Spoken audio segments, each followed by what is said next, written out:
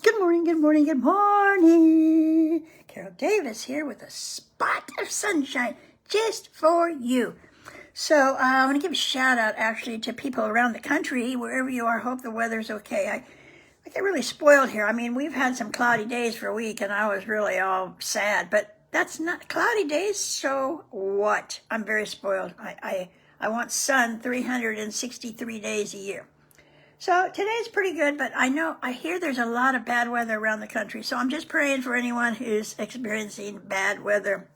And hopefully this little sunshine will help. And let me know, please let me know what you think of these broadcasts and what you would like to see me do different maybe. And maybe when I read stories, maybe it doesn't feel like sunshine to you. Let me know, because my goal, my passion is to, in this dark time of this pandemic, I want to bring a little joy into everyone's life every morning. That's just my real passion. So if you have a better idea than what I'm doing, please share it with me. Let's start today with a book by my friend Ruthie Darling called Moonbeams. Moonbeam. This is a whimsy. She writes delightful children's stories. And this is a whimsical book about, guess what? Moonbeams and dreaming, about how it's okay to dream. And this is a time in our lives when maybe we should be doing more dreaming of what it could be. So here we go. Ready? Oh, one more thing. Don't forget, you could tell your friends. Change Less Change YouTube. That's where all my broadcasts are on YouTube channel. So if that doesn't work, Change Less Change YouTube, let me know and I'll give you a direct link. Tell your friends. Thanks. I got a visit in the early morn from a beautiful horse with a very long horn. I told the horse I'd like to play on what happened to be a warm, sunny day. I've never seen such a beautiful sight.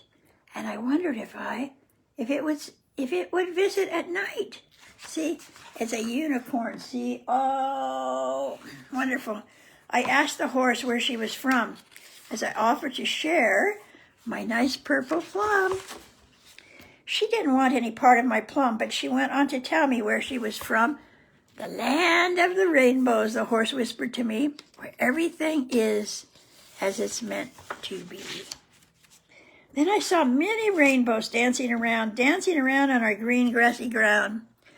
And what happened next was hard to believe, but I saw some rainbows right next to my sleeve. Well, all I could do was stand still and look at rainbows so pretty they could be in a book. I tried touching these rainbows, but they flew away, and I asked my new friend how long they would stay. And she stood beside a big old tree. I looked at her as she whispered to me. It might be a few minutes, but not a whole day. So I really can't tell you when they're going away. Then all of the rainbows moved onto a hill, and there they appeared to stand very still. I asked my new friend about her long horn. Boom, her unicorn horn.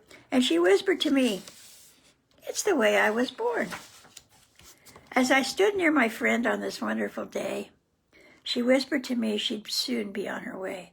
So I asked her again why she liked her long horn, and she whispered to me, "It's the way I was born." In the land of the rainbows, where the horses have horns, and the roses that grow without thorns. As for creatures like us, it's a special place where we play and we jump and sometimes we race. So just in case someone tells you you've had a strange dream, just tell them I told you my name is Moonbeam. And if you believe that dreams can come true, just keep believing and you'll see if they do. Then all of a sudden, Moonbeam flew away. But I know she'll return on a nice sunny day. I love seeing the rainbows and meeting Moonbeam. Could this have been real? Or was it a dream? So just keep believing that dreams can come true for everyone out there. And this includes you. So that's what Now, Ruthie's done some more books. They're all wonderful. And we got plenty of time, so I'm going to read another one. This is called Miranda and the Panda. Oh, no, Miranda the Panda. Almost moved that up. Miranda the Panda. What's in store here? Miranda the Panda lived in a zoo where she slept and played and ate bamboo. Though she had lots of friends in this wonderful zoo, she wished she had something exciting to do. Do you ever get bored? When you're surrounded by people you love and you're always busy, you can sometimes feel like, isn't there more? Then came the day when the gate was ajar, so she pushed the gate open, thinking, "Oh, I won't go far." And when no one was looking, she left the fine zoo, hoping she'd find lots of fun things to do. Remember that old saying, everyone thinks the grass is greener on the other side. The grass is not greener on the other side. Anyway, I digress.